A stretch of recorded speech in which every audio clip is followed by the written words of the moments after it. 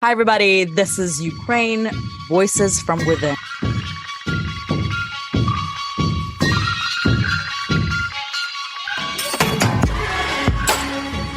So once again, we gather here, myself, Anna Sazanov, with me, my cousin, Maxim Panchenko, with both Ukrainians. I'm right now in the US. Maxim is right now in Kiev. And we're here to bring you different voices from Ukraine, but not Ukrainian voices, voices of people from all over the world that decided to join the war and to make an impact on the war in Ukraine and also the rest of the world. So our guest today is a very interesting one, and I had the pleasure to meet him on my recent trip to Ukraine. I just picked up a random volunteer, and I gave him a ride from Western Ukraine to Kiev. And we spent about 4 hours in the car driving, and I got to learn a little bit more why he's in Ukraine, why he joined the effort, and why he came literally from paradise to hell. And why paradise? Because our guest coming all the way from Hawaii, from the United States, all the way to the hell of the war in Ukraine. So Kevin, hello, and welcome to our podcast. Hi, thanks for having me. Happy to be here. For sure. And Max, again, hello. How's it going? Hello to everybody. And both of you guys right now in Kiev, recording this podcast from one of the offices that does have electricity, because again, there are blackouts right now in Ukraine. So first of all, Max, how's the vibe right now in Kiev? Share with us a little bit. Well, it's pretty much the same as it was during our previous recording, because of the winter being in its midst. There are problems with the temperature that impact the amount of time they don't have electricity. So it's kind of the same story because we have outages every day, but security-wise, it's better than it used to be. There are no shellings, or at least not that frequent, even though this cannot be said about every point on the map of Ukraine, because as most of the world knows and saw the footages, there was this big tragedy in Dnipro, when a residential building was hit. So there is still war around, but Kyiv is holding on. For now. And again, whenever somebody asks me, okay, how's your parents? What's going on? Because my parents are in Ukraine right now, on the western side of Ukraine. And I all the time tell them, like, every day is a new day. Every day can bring with it some terror or good news. Like, we don't know. So knock on wood that today was good, but tomorrow it's a mystery. So I think like the Ukrainian people and the country itself shows a lot of resiliency and kind of like adapting to this new world under a war and this threat, but we're still going on, right? Yes. And way to go, I'd say. Yeah. Of how most people think about it, it's going to be like for maybe up to another year. Yeah. So it's well and lively here in Kiev. I mean, it's well and lively everywhere, honestly, besides like frontline villages. So hasn't been too bad in Kiev. Well, there comes a point when people, and this is, by the way, very similar to how things happened, I think, in 2014, 2015, given the difference in the scope of things, of course. But it feels like people are adjusting, and it feels like businesses are adjusting, and the life is adjusting. Like Ukrainians are learning to live under this, constant circumstances. So yes. So Kevin, let's ask you the first question. And before we talk about your why and why you're in Ukraine, I'm just like curious to hear what you thought Ukraine is going to be like before you crossed the border and after being in Ukraine. And you had the opportunity to be from east to west, from north to south, to many parts of Ukraine that I never been to. So kind of like share what you thought Ukraine is going to be like, and what you met, like you came to Ukraine and then you saw something different, or it's not different. This is what you expected to see. Well, in any good fashion, let's start with politics. Basically, I didn't trust the news at any point during the beginning of Ukraine because of all of the lies that had been previously told by the news. And so like when I first came here, I had no idea what to expect. Like it could be a full-blown invasion as it was, or it could be, nothing. because, I'm halfway around the world, and like my only contact to Ukraine was news and social media, and some of the footage that originally was coming out, few and far between, I later found out was like from 2014. And so I wasn't sure what scale of invasion was happening because I have no ties here. And so when I first got here, I was like, oh, like, we'll see. And then I got to Poland, and then like, you could see the refugee crisis and the millions of people, and like, everyone helping and all that good stuff. And then, yeah, when I first came in, like, you hear the news and it's like, oh, like, it's a full scale invasion. I first came in like March, beginning of March. It was like the 15th or something. I came in somewhere around then, and I went to Lviv, which is only an hour inside of Kiev. And, I was with my friend and a Ukrainian driver, and like taking pictures, and like was like, oh, like war zone, blah, blah, blah. But, and like, thought it was going to be all nuts. And like, sure, it was like one of the two times that Lviv got hit by rockets. So like the morning that I went, or the afternoon I went, the morning before, it had actually gotten hit by rockets. And so that was a less common thing. And so I was worried about it at first, but now coming into the country further and further, it progressively is like, oh, like this is fine.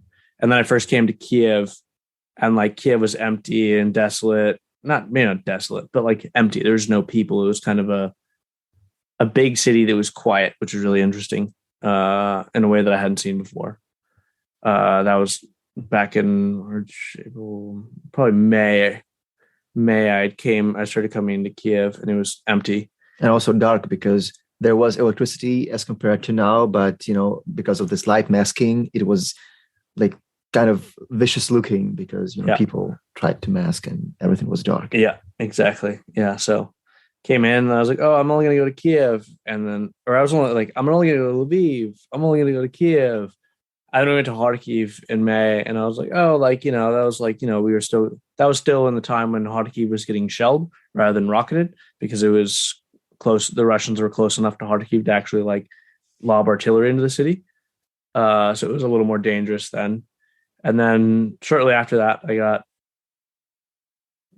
invited to some extent to go to Bakhmut and later Lysychansk, which was, Lysychansk is now Russian held.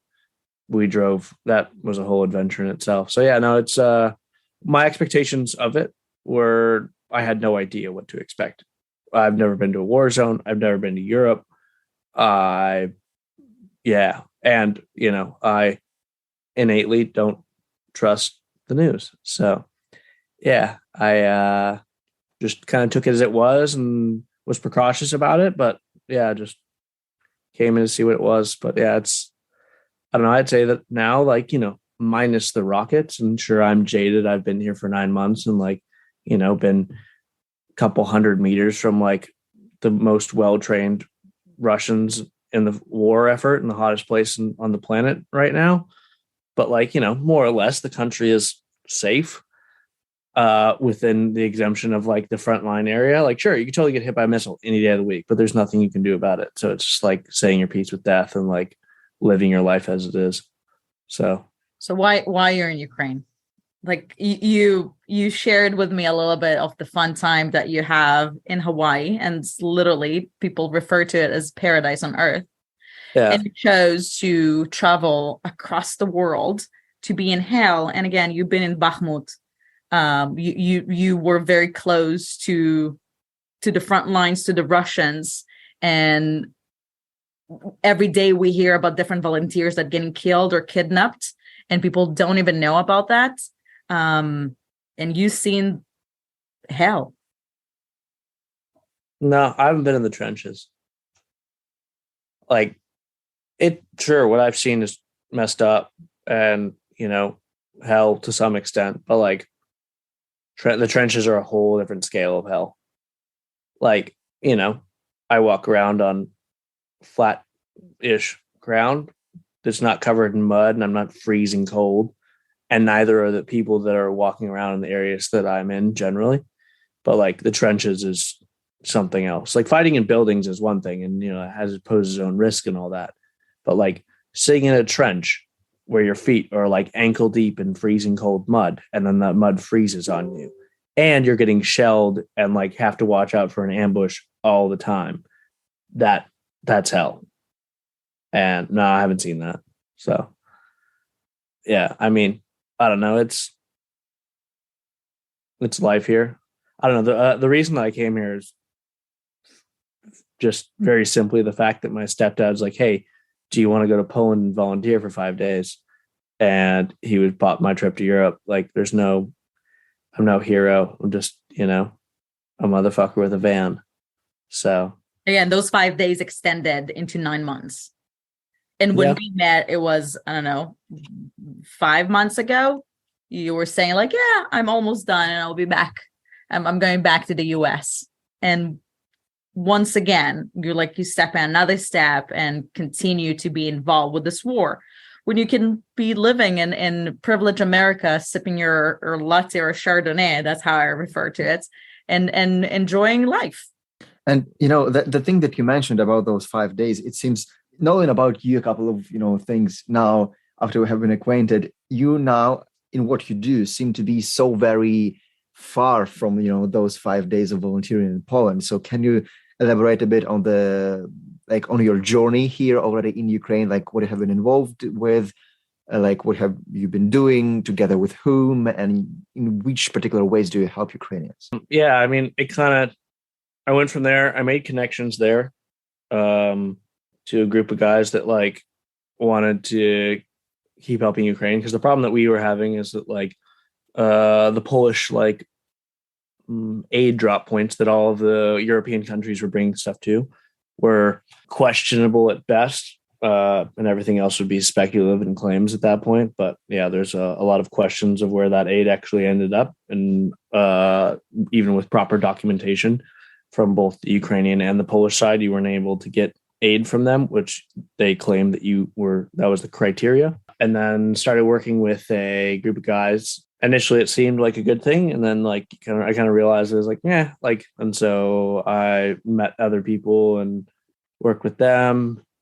And when you say work, can you a little bit elaborate? We would collect supplies, and we would send it from the Polish border into Ukraine to different contacts that we had. And then we basically would gather aid on the Polish border and then send drivers over. And then I started working for another group or with them and driving aid into Lviv, Kiev. Eventually, that was when I did Kharkiv. And then in the process of that, while I was with the first group, I made contacts with another group of volunteers that were doing refugee transport across Europe. And so they asked me if I would, we did a couple runs to Germany and drop people off in Germany to start their lives there, and then drove back into Poland. And then they asked if I would take them to London with them. And so I drove to London and did that. And then eventually they're like, hey, we're going to start closing up shop, but we'd love to help you get a van or something like that. So they helped me get my first van. And after them and after the other organization, I had built a number of contacts from different organization NGOs. And I basically drove for whoever would cover fuel, and basically fuel was the only thing that was included, but sometimes they do put me in a place to stay or feed me or whatever. And then I started working for an American organization who was super well funded, but had absolutely no idea what they were doing. And the first run that they had me do was one of the more questionable drops that I had done. I kind of knew from the get-go, the guy was sketch. He wouldn't give me any documentation. He wouldn't give me any paperwork, nothing to say that he was who he says he was, or anything was going to the right place. And so I was super hesitant about it. And then they're like, use your best judgment. And so I would have given him nothing. I would have just ghosted the guy, but they wanted me to give him something. And so we gave him some of the less important meds. And then I took the rest of the meds from them and gave it to people that I knew that would actually use it well on their request. And then I worked for them for 3 months, and they took pretty good care of me, as I did they, because they had no one on the ground whatsoever. And so they basically were just trying to trust people. And, be it as it may, like there's a lot of good people here, but there's a lot of people that aren't here for the right reasons. Trust is a complicated thing here. And so I helped them set up I basically did all of their logistics and aid runs, Sylviansk, Bakhmut, Kharkiv, all over. And we did a lot of good work. They would basically cover my fuel and the expenses and do runs. And it would basically be a joint operation with whoever was providing aid and them for covering fuel.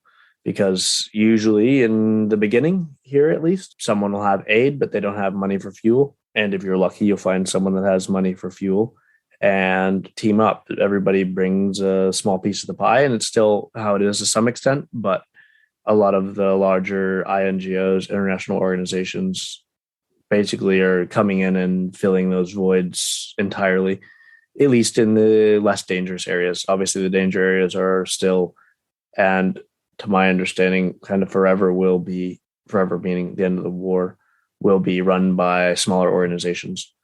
So, yeah. And I want to touch the point that you made about trust. And I think one of the things that, correct me if I'm wrong, you learned during your time in Ukraine is who to trust and who not to trust. Yep. And when I met Kevin, I found myself 6 or 7 hours after that on the front lines, very close to the Russians providing humanitarian aid. And literally, I trusted Kevin based on all the information that he shared with me before that. And he gained a lot of connections and kind of did the legwork before that, who to trust and who not to trust. And I trusted him in the operation that he ran.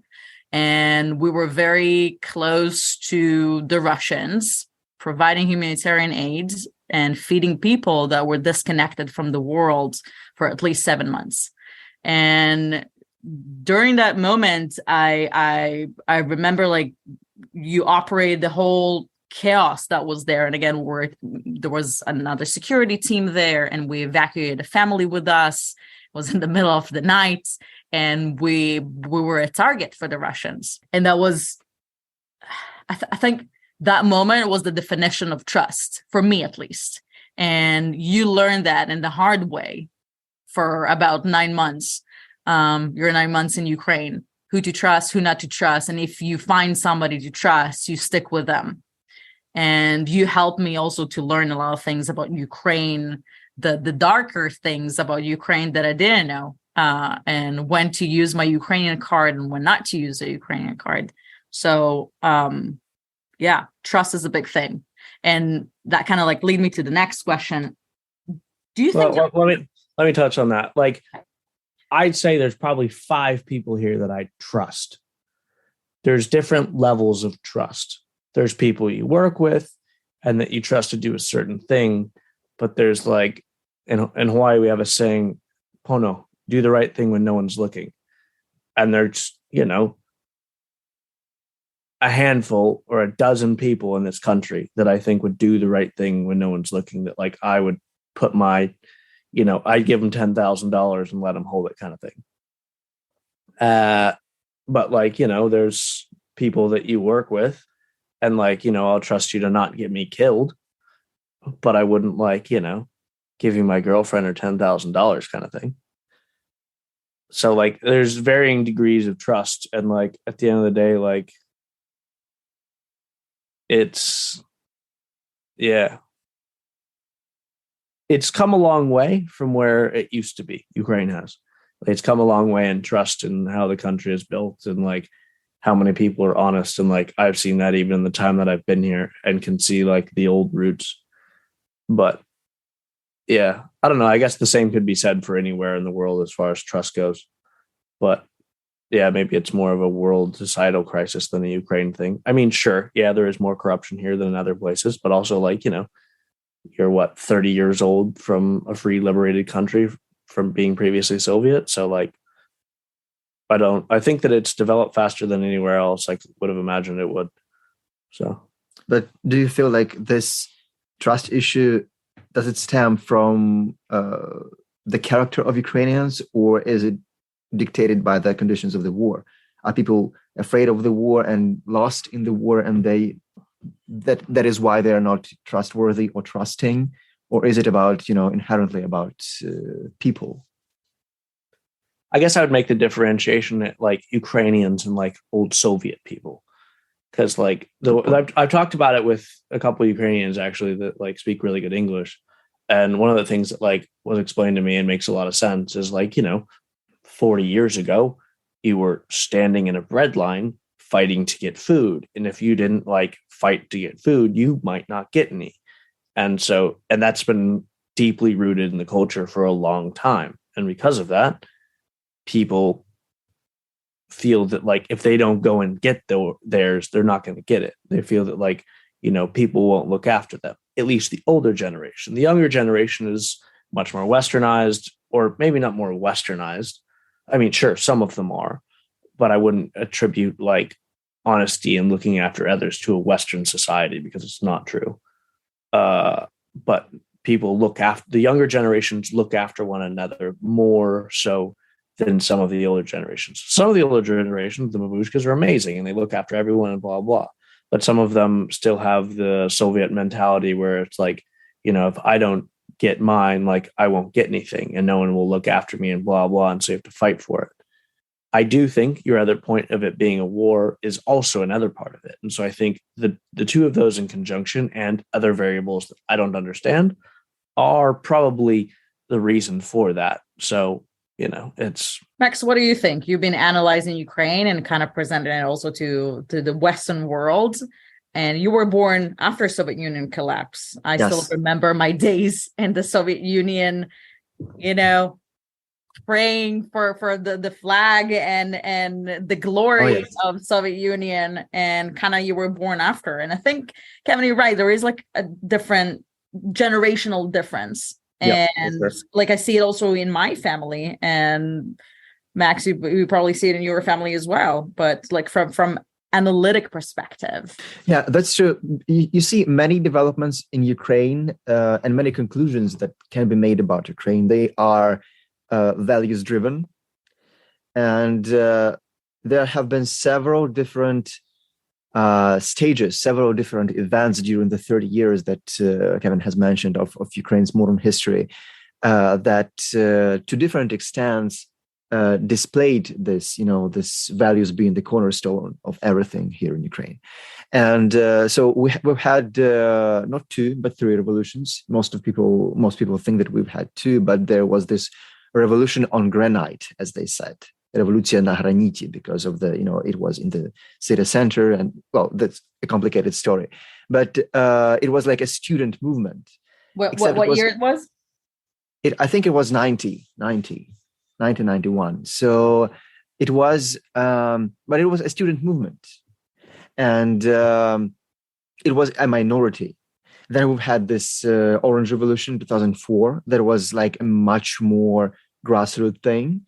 It was the first very big, in terms of the modern history of Ukraine, very big protest of Ukrainians against the value-based protest against corruption and against, this Soviet-style mentality rooted in, again, corruption, rooted in nepotism and everything. And then, even though the revolution was successful, like, things then downshifted, and we once again had a Russian president who again whose values were rooted in this nepotism and everything and corruption from 2010 to 2014. But the biggest and the most recent of these developments is the Revolution of Dignity, and that was like the overwhelming thing in terms of its impact, in terms of how the voice was heard, the voice of Ukrainians. Like, we have different political values, and this is, by the way, the thing is, when foreigners want to know about the difference of Ukrainians from other Slavic peoples, especially from Russians, what's the difference between you and Russia, because your languages are so similar and your history is so, tied together. Yeah. So the first thing that comes to mind is that there is this great difference in political values. Like, as commonplace as it sometimes may sound, the things of freedom and the things like Western values, the human dignity and everything, or the things following up on what Kevin said that are accepted to be attributed, to the West, stereotypically. That's what defines Ukrainians. And my point being here is that indeed, as Kevin said, people that made these revolutions happen, they like at this point in time, I think these people are 45 and less. Because even if the older generation is not extremely pro-Soviet or something, they are mostly indifferent. Yeah. They will go whichever way you show them. So yes, there is this divide. And I think, go ahead. I think the other thing too is, like, for me, the majority of like contact that I have with people outside of Kiev and Dnipro, where I spend like, off operation time and like logistics and admin time, is all in frontline, more or less pro-Russian neighborhoods, for the reason that, like, the people that don't want Russia and aren't, mentally inept, have left. Like, anyone that like has half a brain has been like, yeah, I don't want to get hit by a rocket. Well, maybe not a rocket. I don't want to get hit by artillery or a tank shell, or like, have the bad things that the Russians do to people. And sure, like, yeah, technically there are some Russian units that aren't horrible, but there are some Russian units that are horrible, genocidal. And so, like, I'm not going to play 50-50 with which Russian unit comes through my town and like, oh, yeah, they're fine, or oh, yeah, I'm going to die. So, like, yeah, most of the people that I deal with are generally an older generation, lived under USSR, and it's generally smaller towns that we focus on because the larger towns get a bunch of aid and blah, blah, blah. And so, you come to Kiev and it looks like, I've never been to Prague, but what I would imagine Prague looking like, or another like Slavic country, but it's been, westernized and enjoys their freedom, which is why I differentiated between like a Soviet generation mentality and the Ukrainian, because like they are very different. And most of the people that I deal with are of more of a Soviet generational ideology than a Ukrainian one, just because a lot of the Ukrainians are very keen to adopt the support of the West. Not necessarily, in my experience, because like they want to be the West. Some of them do, but that they want the insurance that comes with becoming a part of the West, so that they get their freedoms, or they get more freedom than they had. And I think you bring a very good point. There is a geographical differences as well. Like, take Kiev West, it was always pro-Ukraine, freedom, democracy in the West. And Kiev East, and again, it's very broad kind of like cut that I'm doing, there were more pro-Russians. And I think the war also got people to change their opinions and to be more pro-Ukrainian, no matter where you are. But there are still some rooted thinking to many of them, especially in the small villages. And even when we went to the run in the front lines around the Izum area, we had some villages that we couldn't go to because they were very pro-Russian. And we knew that if we're going to go there, we might not survive the ride. Well, actually, I found out later that we drove through a pro-Russian neighborhood. So, yeah. Fun. That's fun. I have a question for you, Kevin. Do you think that the war changed you? And if so, how? For me, like, I've always wanted to test myself. And so, up until very recently, like, I was going to stop the HA and fight. But one of my buddies said something profound to me, and like, he's fought and been to wars across the world and all that good stuff. And we were just like driving back casually from dinner and talking about war. And like, it's fun. And like, if you don't think war is fun, you've never been to war. But one of the things that he said is, it's war's all fun and games until you have to drag your half dead friend or dead friend down the road. And like, it kind of clicked for me that like, I've tested myself. Like, I understand why war is so addicting. Like, it's exhilarating. It's the most exhilarating thing in life. And I see why veterans of combat tours, because combat veterans and veterans are night and day different. Actual combat, not like, oh, someone shot over my head and I pooped myself. It is thoroughly exhilarating. It is the most alive feeling that there is. And yeah, after he said that, like, I kind of realized, like, I recently had some, like, I don't know, there were probably close calls. Nothing happened. So, like, I don't know how close they were, but like, best case scenario was like 450 meters line of sight from like Wagner and VDV and all that shit, or whatever the paramilitary Russian group is called. Line of sight. The only thing moving in Bakhmut at the time on the top of a ridgeline is a silver SUV. Yeah, no, we should be dead. And so after that, like, I kind of like, he said that like a week later, and I kind of realized, I was like, yeah, like, you know what? I have tested myself. Like, I don't need to like continue to push the envelope to like end up like another name on a fucking casket. And so, yeah, I don't know. It's war. Like, of course it changes you. And like, it made me a lot more empathetic for combat veterans. And I do make a differentiation because like, there are so many veterans, and I'll get hate for this, but like, that's the truth, that like, they've gone to like Afghanistan and they sit in a logistics base and they do nothing. And then they like say that they're a vet and think that they know everything about the war and blah, blah. And then like, oh yeah, like, I'm going to go to Ukraine and fight. And then they come here and then like, they're more afraid than I am. And like, I'm just a shithead with a van. So it's war. Of course it changes you. And I don't know, I guess for me, like, it makes me realize that like, well, I was kind of already in this boat, but it solidifies my ideology. It was like, if you want to change the world, like, fix yourself, fix your family, fix your community, like, fix your backyard first. If you want to impact the world, start small and fix what you have control over and what you know.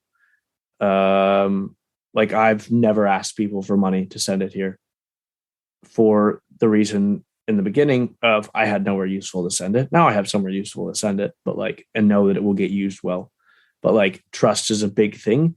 And like, if you don't know people where you're sending money, like, if you don't know who you're sending money to, or if you can't see that they're overtly honest and you can see all of their finances and how the money's spent, actually like really see it, like, I wouldn't send money to people, nor will I ask. Like, I'll ask people for money now that I work for a good organization that actually does something that like I can get behind, but like, I would never, ever donate to a large organization. They waste money like no one's business. And sure, they make a large impact on a large scale. And it's harder to find small organizations that do the right thing, but it's small, it's efficient. And, the organization that I work for, people are from here. They live here. This is their life. They're fighting for their country and their freedom. And so they're less incentivized to just pocket the money and dip, because like, they care about the place. Like, it's their neighbors, it's their families, they're fighting for their freedom. It's not just like, oh yeah, like, I'm just hop up and move. And like, a lot of people don't consider that. Like, don't get me wrong, I get the whole US perspective, and I don't know how I feel about like us being forced to send tax dollars here. But it's also something to consider is if this was your backyard and you were a small country that had, more or less no military power to begin with, you would want anything and everything that you could get help-wise to fight for your freedom. And it's just like life. People don't put themselves in other people's shoes, and they don't try to understand the perspective.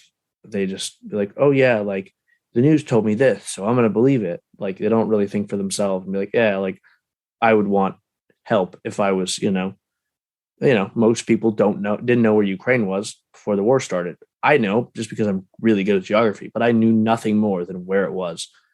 And so, yeah, I think that like, put yourself in other people's shoes. Don't jump to conclusions so much.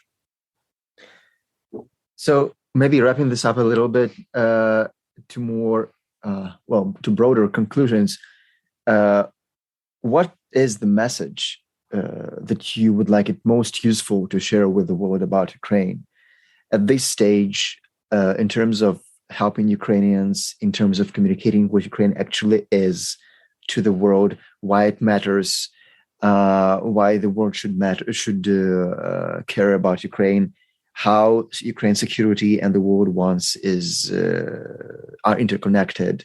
Like, what are your thoughts about this? What do you think the world should know? I used to be of the belief that, like, for example, like the U.S. foreign policy should just be mind its own business. And like, sure, to some extent, well, a lot of extent, I still think it's true. But since we are the world superpower, if we allow other countries to invade other countries, as much as, yes, sure, maybe it shouldn't be our responsibility, but it is the seat that we sit in for now. And so if we allow other countries to invade other countries with no repercussions, it sets a precedent for everywhere else. And there are plenty of other places across the world that would love to invade. And realistically, a big part of the reason of why they don't is they expect us to come and tear shit up. And so if we sit idly by on this, sure, yeah, I understand the reason why we have to use Ukraine as a proxy war. If we were in an all-out engagement with Russia, that changes the name of the game. Sure, Russia could just easily drop a tactical nuke on Kiev or in the battlefield somewhere and drastically change the situation. But so far, it's a game of, we want to destroy you without, destroying the world. And so, yeah, I think that there is an important role that we play, regardless of whether we want it or not, in the world's relationships with one another, at least for the time being. So that's my thoughts on aiding Ukraine. People's lives are complicated and they have a lot to manage and maintain. But if helping other people is something that you want to do, and I think that most people find greatest purpose and fulfillment through serving others. I know I do. And generally, when I my friends, say they don't know what they want to do in life, I would recommend serving others in some way that you feel capable and fulfilled in. I would find good organizations that actually make an impact that aren't large necessarily. Like, it can be a medium-sized organization. It shouldn't be a large organization. It should be something that you can get behind and see a face to the company rather than see, just a big corporate superstructure. You should look for individuality in the organizations that you support and do some amount of research to them. And depending on the organization, I don't know enough about the structure, but seeing where their money gets spent is always a sign of goodness, and seeing their results. So as far as Ukraine goes, I mean, it's there's little kids getting hit by rockets. It's pretty simple. It's our focus should be to end the war, but it can't be with a resolution of giving up land and space, because it sets a precedent that Russia will just continue. And, we'll get into U.S. foreign policy, and that would be, if we have a proxy war with Russia, it will slowly crumble and no longer be a problem for the rest of its illegally occupied colonies. Well said. As we share always, keep Ukraine in your minds, hearts, and actions. I know to kind of not be, this is one of the questions that many people ask me, what can we do to help? And I tell them, listen, as you shared, donate to an organization, at least for now. If you want to go and visit a war zone, you're more than welcome. And there is a lot of people that will be happy to guide you in Ukraine. But there is a lot of work ahead of us. This is not the end. This is only the beginning. We don't know when the war is going to end. And there is a lot of rebuilding to do and investment in Ukraine because Ukraine has a lot to offer to the world. And there is a lot to do to help. It's not the end. Any final thoughts? Just if you feel like helping, help. Max, any final thoughts? I mean, I just like the way in which we wrapped up our conversation about the messages about what Kevin said, that how everything is interconnected with the role of the US and how maybe there is no direct, straight to the point need to get embroiled. But there is this moral side of the issue. There is this, not an obligation, but like a moral obligation, an assumption of what the US should do and the West should do, being in the position it is in. So I think that's like the message about the right values we need as a receiving party of the story. Ukraine, that would be useful. I will take it also like bigger. It's not only the US, it's the West. And whoever believes in democracy and freedom, this is our responsibility to make a change, to make a difference. Because Kevin, as you shared correctly, like this is going to impact other countries to do or not to do. And I feel like we're not really learning from history because we've been in the same situation 80 years ago and nobody really stopped it on time. So here we go. Once again, we have a war on European soil and people questioning, should we help or we should not help? I think one of the biggest things that moved me is during our ride to the eastern side of Ukraine, I asked one of the volunteers why they're there. And he told me many people after World War II thought to themselves that they didn't do enough to help and to make a difference. And this person didn't want to have this feeling after. So this is why I'm contributing to make a difference. And this is, I think, both of you also here making a difference. And we're basically fighting for the entire democratic world and to the free world. Amen. Hallelujah. No, just kidding. Thank you so much, y'all. Be safe.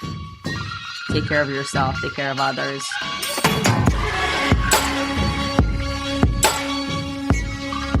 And thank you to all our audience. Thank you for listening. This is Ukraine, Voices from Within. If you like it, share with others so more people will know what's happening right now in Ukraine.